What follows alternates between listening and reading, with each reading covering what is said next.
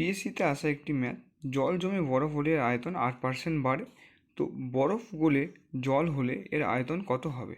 দেখো তাহলে 8% বাড়ে বলেছে, তাই আমরা 100 + 8 করেছি সমান 108। এবার বলেছে বরফ গলে জল হলে এর আয়তন কত কম হবে? তাহলে 108 তো আমার বাড়লো, তাহলে -100 করলে তাহলে 8% হচ্ছে। ঠিক আছে, তাহলে এবার শতকরাতে কত হবে?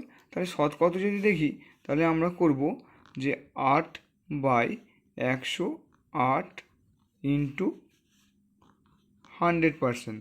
তাহলে আমাদের কি হবে না, 8 দিয়ে আমরা ডিভাইড করব, না 4 দুগুণে 8, হ্যাঁ, আর এটা কত হচ্ছে 4 এ 27 108, তাহলে হচ্ছে কত 200। দেখো 200 ডিভাইডেড বাই 27, তাহলে ইকুয়ালস কত হবে আমাদের 7/11 টু 27।